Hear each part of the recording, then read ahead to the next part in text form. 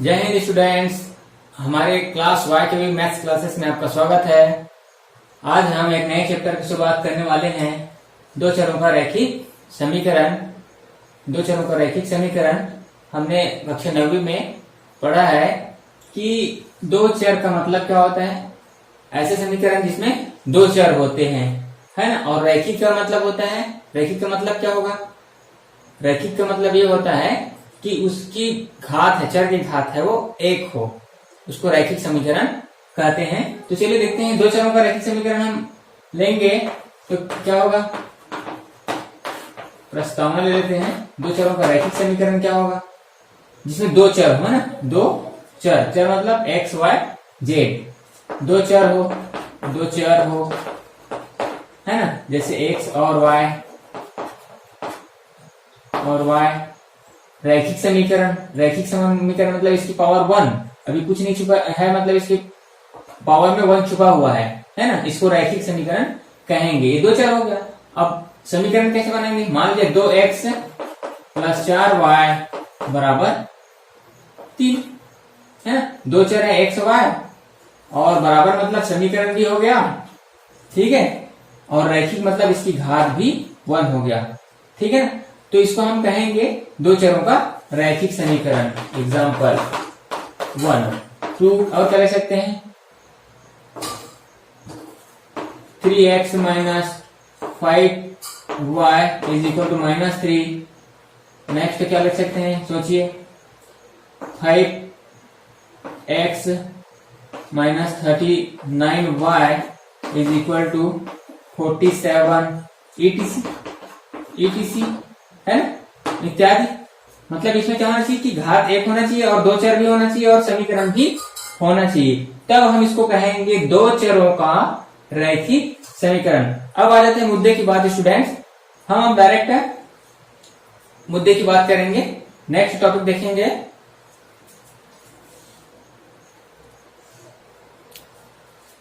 बच्चों, हम कक्षा 9वीं में समीकरण बनाना सीखे थे। इबारती प्रश्नों को मतलब कथनों में दिया रहता है प्रश्न और उसको हम समीकरण बनाना सीखे थे। तो आज हम उसी को रिवाइज कर लेते हैं। जैसे यहाँ पे कुछ कथन दिए हैं, इसको हमें समीकरण कैसे बनाएंगे, क्योंकि यहाँ पे हम दो चरों का रैखिक समीकरण देख रहे हैं, ठीक है ना। तो दो चर यहाँ पे आनी चाहिए। तो चलिए देखिए, कथन दिया हुआ पहला, एक कॉपी व दो पेंसिल का मूल्य 45 रुपया है। तो यहाँ पे हमें दो वस्तुएं दिए हैं, तो दोनों वस्तुओं को अलग अलग चर मान लीजिए, है ना। माना कॉपी, एक कॉपी इसको x ले लेते हैं और पेंसिल को y ले लेते हैं, ठीक है ना। का मूल्य, दोनों का मूल्य ना। अब यहाँ पे पेंसिल 1 है तो 1 हो जाएगा इसका गुणांक, और कॉपी 1 है तो इसका गुणांक 1 हो जाएगा, और पेंसिल 2 है तो इसका गुणांक 2 हो जाएगा। और दोनों का योग, दोनों का मूल्य 45 है। तो हम इसको लिखेंगे कैसे बन जाएगा हमारा समीकरण। एक कॉपी और दो पेंसिल का मूल्य, मतलब दोनों का मूल्य क्या बोल रहे हैं, 45 है। दोनों का मूल्य जोड़ दिया जाए, दोनों का मूल्य कितना है, 45 है। ये हमारा समीकरण बन गया। नेक्स्ट दिया है, जैसे किन्हीं दो संख्याओं का योग 8 है। तो कोई दो संख्याएं ले लीजिए। माना दो संख्याएं x है और y, और दोनों को जोड़े तो 8 होने चाहिए। तो इसको क्या हो जाएगा, पहली संख्या x है प्लस दूसरी संख्या y है, दोनों को जोड़ दें तो 8 होनी चाहिए। तो ऐसे हमें इबारती प्रश्नों को समीकरण बनाने आना चाहिए। देखिए, बताइए, अब ये रैखिक समीकरण है कि दो चर वाले, दो चर भी दिख रहे हैं, है ना। इसका घात 1 भी दिख रहा है और समीकरण भी है, बराबर का साइन है ना। तीसरा देखते हैं, किसी स्थान पर कुछ मुर्गियां व कुछ गायें हैं जिनके पैरों की संख्या 60 है। अब यहाँ पे पहले दिए हैं मुर्गियां को हम x मान लेते हैं, और कुछ गाय दिए हैं, इसको y मान लेते हैं। क्या मान लेते हैं, y, ठीक है ना। अब दोनों के पैरों की संख्या 60 है बोल रहे हैं। तो हमें पता है कि मुर्गियों में कितने पैर होते हैं, मुर्गियां बताइए, 2 पैर होते हैं। तो क्या हो जाएगा, 2x हो जाएगा, ठीक है। और कुछ गायें हैं, गाय के कितने पैर होते हैं, 4 होते हैं। तो ये 4y कर देते हैं, ठीक है ना। जिनके पैरों की संख्या, तो दोनों को जोड़ दें तो कितना होना चाहिए, 7 होना चाहिए। मतलब क्या बोल रहे हैं यहाँ पे कि 2x प्लस 4y बराबर 60 है बोल रहे हैं, है ना। ये हमारा दो चरों का रैखिक समीकरण बन गया है। ऐसे हमें कथनों को पढ़ना है और उसे रैखिक समीकरण बनाना है। उसके बाद हम आपको इस समीकरणों को हल करने की मेथड बताएंगे। युगपत मेथड है, क्या बोलते हैं, इस प्रतिस्थापन है, विलोपन है, एटीसी। आइए आगे देखते हैं। चलिए स्टूडेंट, अब हम समीकरण को हल करने की विधियां देखेंगे। सबसे पहले समीकरण को हल करने का मतलब हम तो 9th में सीख चुके हैं। समीकरण का हल करने का मतलब क्या होगा बताइए। बिल्कुल सही, समीकरण को हल करने का मतलब होगा कि इसकी चर राशि का मान निकालना। क्या निकालना, चर राशि का मान निकालना। चर राशि का मान ज्ञात करना, ये कॉन्सेप्ट हमें क्लियर होना चाहिए कि समीकरण को हल करने का तात्पर्य क्या है कि चर राशि का मान निकालेंगे। और ये चर राशि का मान निकालेंगे किससे निकालेंगे, इन्हीं विधियों से। पहला विधि देखेंगे आलेखी विधि, दूसरा देखेंगे बीजगणितीय विधि, जिसके अंदर में हम दो और पढ़ेंगे, विलोपन विधि और प्रतिस्थापन विधि पढ़ेंगे। तो यहाँ पे हम चलिए पहले देखेंगे आज आलेखी विधि, ठीक है। तो उसके बाद नेक्स्ट डे देखेंगे बीजगणित विधियां, जिसमें विलोपन और प्रतिस्थापन। तो आज हम देखेंगे कि आलेखी विधि।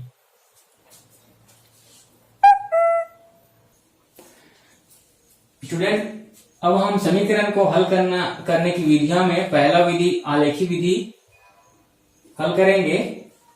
जैसे एग्जांपल दिया हुआ है, सबसे पहले हमें इसमें कथनों में दिया रहेगा, है ना, कथन में दिए रहेंगे, उसको हमें आलेखी विधि से भी बना सकते हैं और डायरेक्ट हमें दो चरों का रैखिक समीकरण भी दिया रहेगा, उसको भी हम हल करेंगे। तो हमें कुछ कथन दिए हैं, जैसे कुछ हिरणों और कुछ सारस पक्षी की पैरों की संख्या 180 तथा आंखों की संख्या 120। तो हिरणों और सारस की संख्या को हमें ज्ञात करना है। तो सबसे पहले स्टूडेंट यहाँ पे हमें समीकरण बनाना पड़ेगा। तो यहाँ पे हमें क्या करना पड़ेगा, मानना पड़ेगा अलग अलग। हल माना, हिरण और सारस का उच्चारण हुआ है माना, हिरण की संख्या बराबर x है और सारस की संख्या बराबर y है। हो गया। तो चलिए पहला लाइन तक हमें देखेंगे, पहला कथन तक हम देखेंगे। कुछ हिरणों और कुछ सारस पक्षियों की पैरों की संख्या 180 है। इससे पहले हम जब समीकरण बनाना सीखे थे इसी वीडियो में, तो हमने इसी का उच्चारण किए थे। तो हमने हिरण को क्या माना है, x माना है, और सारस को y माना है। तो यहाँ पे पैरों का उच्चारण हुआ है, ध्यान रखना है यहाँ पे पैरों का। तो यहाँ पे देखेंगे क्या प्रश्नानुसार पैर का उच्चारण किया गया है। तो हिरण में कितने पैर होते हैं, 4, और सारस के कितने होते हैं, पक्षी है 2, है। तो प्रश्नानुसार लिख देंगे, प्रश्नानुसार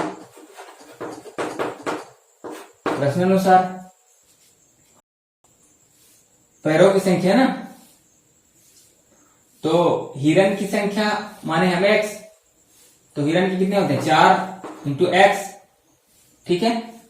और दोनों का योग बोल रहे हैं टोटल संख्या, और सारस के पैरों की संख्या तो y इज इक्वल टू कितना है, दोनों का योग 180 है।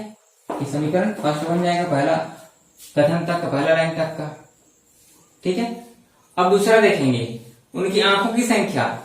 हिरण और सारस में कितने आंख होते हैं, 2, और उनकी कुल संख्या कितनी बोल रहे हैं, 120 है बोल रहे हैं। तो क्या हो जाएगा, 2x धन 2y बराबर 120, समीकरण दूसरा। तो इस प्रकार से हमें समीकरण अभी कथन दिए रहेंगे, उसको बनाना है, और हमें नेक्स्ट प्रश्न में जाएंगे तो हमें ये समीकरण दिए रहेंगे, इसको सॉल्व करने के लिए बोला जाएगा अलग अलग विधियों से। तो यहाँ पे चलिए देखते हैं हम। अब इसको पूछा गया कि बताइए कि सारस की संख्या और हिरण की संख्या कितनी है बोल रहे हैं। तो यहाँ पे हमें करना क्या है, कौन सा विधि देख रहे हैं, आलेखी विधि देख रहे हैं, है ना। तो यहाँ पे आलेखी विधि में हमें ध्यान देना यह है कि समीकरण एक को पहले हल करेंगे। समीकरण एक से, समीकरण एक क्या है, समीकरण एक को देखेंगे तो उसमें एक से बराबर रखेंगे, बाकी को हम उधर राइट हैंड साइड में पक्षांतर करेंगे। तो क्या हो जाएगा यहाँ पे 4x बराबर 180 और ऋण 2y। अब x से बराबर क्या हो जाएगा, इस 4 को पक्षांतर कर देते हैं, ठीक है। तो क्या हो जाएगा, गुना का भाग हो जाएगा, तो x बराबर 180 ऋण 2y बटे 4।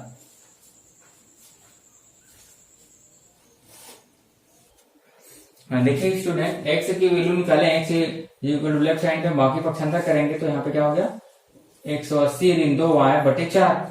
अब इसको हम अलग अलग कर दिए, 180 बटे 4 ऋण 2y बटे 4। तो 180 बटे 4 करेंगे तो 45 हो गया, 4 चौक 16 और 4 पंचे 20, और यहाँ पे 2 बटे 4 मतलब 2 एकम 2 और 2 दूनी 4, ये प्राप्त हो गया। अब y इज इक्वल टू हम 10-20 के अंतर में रखेंगे, 10, 20, 30, मतलब हमें आलेख बनाना है। क्या बोल रहे हैं, आलेखी विधि। आलेखी विधि का मतलब होता है हमें ग्राफ बनाना है। तो चलिए हम पहले 10 देखते हैं, है ना। y इक्वल टू 10 रखेंगे इसमें, इसको हम समीकरण 3 मान लेते हैं, ठीक है।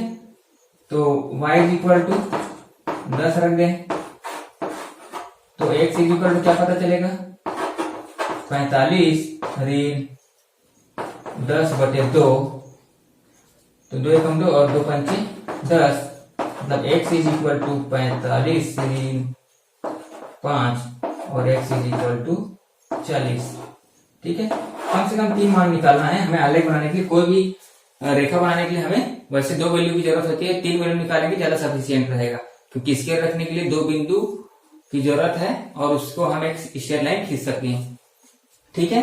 तो दूसरा रखें, अब y इज इक्वल टू 20 रखें, 20 रखें तो क्या हो जाएगा, देखिए समीकरण 3 में x is equal to 45 minus 20/2, 20/2 इसको रब कर रहा हूं, नोट डाउन, ठीक है।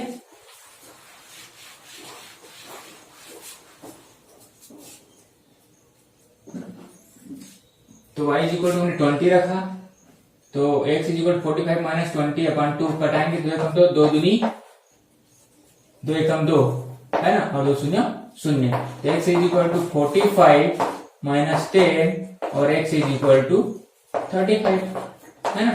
2 वैल्यू हो, एक वैल्यू और निकालते हैं। चलिए समीकरण 3 में y इज इक्वल टू 30 रख देते हैं, तो क्या प्राप्त होता है, तो x is equal to 45 minus 30/2, ठीक है। तो x इज इक्वल टू क्या हो जाएगा, 45 माइनस 15, 2 एकम 2, 2 15 29 होता है, ठीक है ना। तो इसलिए x इज इक्वल टू क्या हो जाएगा 30, है ना, x इज इक्वल टू 30 हो गया। तो इसके लिए हमें एक क्या बनाना है, टेबल बनाना है। समीकरण 1 के लिए सारणी, समीकरण 1 के लिए सारणी मतलब क्या क्या मान रखे हैं और क्या क्या प्राप्त हुआ है।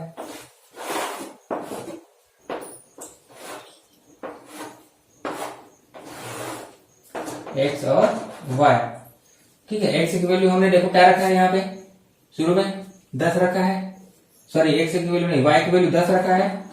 तो x की वैल्यू हमें क्या पता चला, x की वैल्यू हमें यहाँ पे पता चला 40, और y की वैल्यू हम 20 रखे हैं, y की वैल्यू 20 रखे हैं तो हमें 35 मिला है। y की वैल्यू 30 रखे हैं तो x की वैल्यू क्या मिला है, 30 मिला है, दोनों सेम मिल रहा है।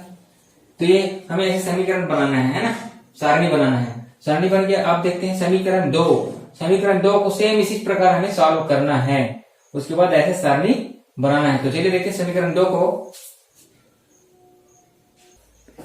चलिए दूसरा समीकरण को भी हम सेम टू सेम उसी प्रकार सारणी बनाएंगे। तो देखिए स्टूडेंट्स, यहाँ पे अगर सभी पदों में एक ही संख्या से भाग जाए तो उसको पूरा दे देना चाहिए, मतलब 2 से भाग जा रहा है। देखिए यहाँ भी 2 है, यहाँ भी 2 है, यहाँ पे टोटल 2 है, तो 2 का भाग देंगे क्या हो जाएगा, 2 का भाग देने पर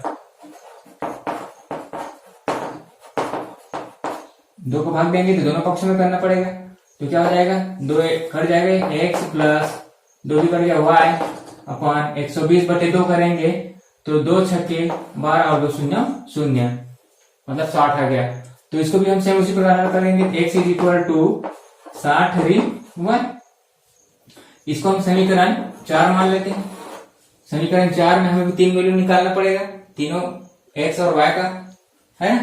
तो चलिए y इज इक्वल टू 10 रखेंगे तो क्या होगा, सेम उसी प्रकार रखना है।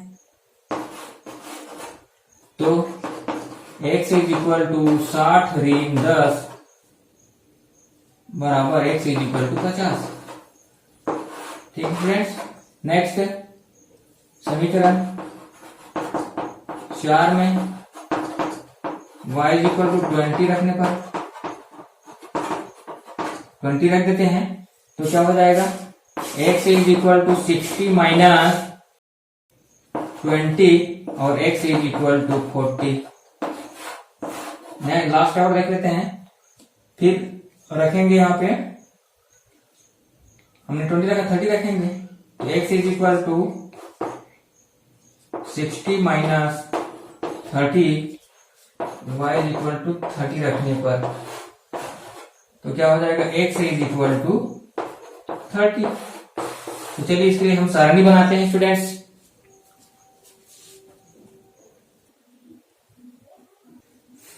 चलिए स्टूडेंट्स, हमने दोनों समीकरणों का सारणी बना लिया है, पहले समीकरण का सारणी और दूसरे समीकरण का सारणी। तो अब हम इसका आलेख बनाएंगे, मतलब ग्राफ बनाएंगे, ठीक है ना। ग्राफ मतलब क्या होगा, आलेख, इसका हम ग्राफ बनाएंगे। तो चलिए समीकरण 1 के लिए हम ग्राफ बनाते हैं। तो यहाँ पे देखेंगे समीकरण 1 के लिए x की वैल्यू 40 है और यहाँ पे पैमाना देखिए x की सारी वैल्यू ढूंढो यहाँ पे पहले ना, पहले पैमाना कैसे बनाते इसको सीखते हैं। अधिकतम मान कितने है, देखो x में अधिकतम मान देखिए 50 है ना। तो मैंने इसको अधिकतम 50 तक ले लिया है ना, और 10-10 का डिफरेंस ले लिया है क्योंकि 10-10 का गया है यहाँ पे। y में देख लीजिए, y में अधिकतम मान क्या है, y में अधिकतम मान 30 है, तो भी मैंने यहाँ पे 50 तक लिख दिया है। तो चलिए यहाँ पे अब x इज इक्वल टू 40 समीकरण के लिए हम आलेख बनाएंगे। x is equal to 40, x is equal to ये x अक्ष है और ये y अक्ष है। x इज इक्वल टू 10, 20, 30 और ये 40 और y इज इक्वल टू 10, मतलब आपका ये वाला काला ऐसे जाता है मोटा लाइन और ये ऐसे जहां पे कटेगा ये होगा x इज इक्वल टू 40 और 10। ठीक है स्टूडेंट्स, दूसरा चलते हैं। दूसरा x इज इक्वल टू 35 मतलब 30 और 40 के बीच में ये देखिए आधा 35 होगा और y इज इक्वल टू 20, तो 35 वाला कालम ऐसे जाएगा सीधा और ये y इज इक्वल टू 20। ये देखिए जहां पर ये प्रतिच्छेद हो रहे हैं इसको बिंदु बना लीजिए और इसका निर्देशांक को लिख देंगे, है ना। हमने छोटे क्लास में पढ़े हैं 35 और 20। तीसरा x is equal to 30, x is equal to 30 और y इज इक्वल टू भी 30, x is equal to 30, x is equal to 30 और y इज इक्वल टू भी 30। यहाँ पे ये 30 और 30। तो चलिए हम स्केल की सहायता से इसको खींच लेते हैं, है ना। स्केल की सहायता से इसको हम लंबा खींच लेते हैं।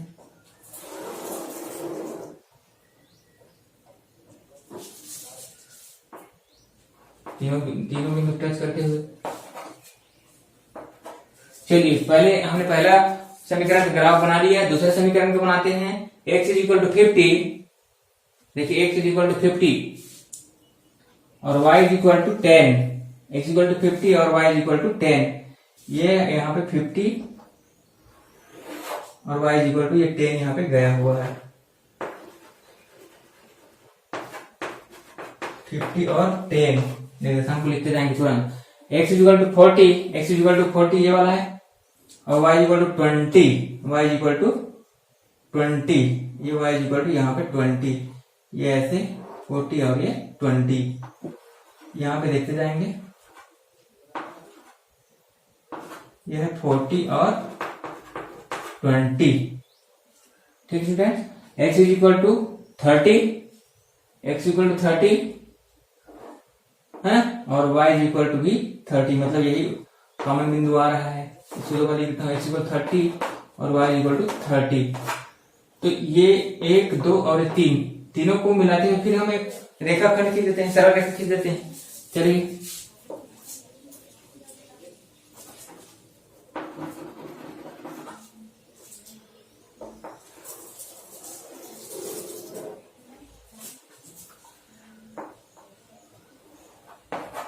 यहाँ पे हम देखेंगे, तो यहाँ पे देखो एक कटान बिंदु मिल रहा है, हमें एक कटान बिंदु मिल रहा है। देखो दोनों भाई इसमें देंगे 30, 30 और दूसरे समीकरण का भी 30, 30। ये कटान बिंदु प्राप्त हो रहा है। तो जो कटान बिंदु प्राप्त हो रहा है वही हमारा समीकरण का हल होगा, वही हमारा समीकरण का हल होगा। इस प्रकार आलेखी विधि में जहां पे हमें कटान बिंदु मिलेगा, मतलब दो सरल रेखाएं जहां पे प्रतिच्छेद करेंगे, वही हमारा आंसर होगा।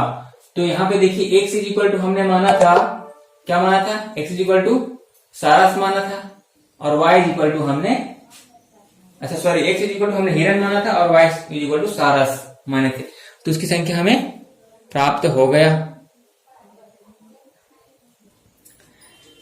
इस प्रकार स्टूडेंट आलेखी विधि में ध्यान ये रखना है कि हमें ग्राफ का उपयोग करना है, और दो समीकरणों को हल करेंगे तो हमें जैसे ही प्रतिच्छेद बिंदु मिलेगा और प्रतिच्छेद बिंदु दोनों में कॉमन रहेगा, वही हमारा आंसर होगा।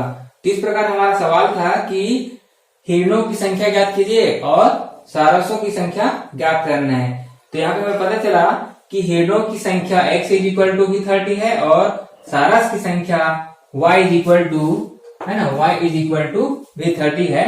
तो इस प्रकार हम आलेखी विधि से क्वेश्चन सॉल्व कर सकते हैं। आगे प्रश्नावली में और सॉल्व करेंगे तो ज्यादा क्लियर होगा स्टूडेंट्स। तो आई होप समझ आया होगा, प्रयास किए हैं। हमारे वीडियो में लगातार बने रहिए और हमारे चैनल को बिल्कुल सब्सक्राइब जल्दी करिए। Thank you, bye.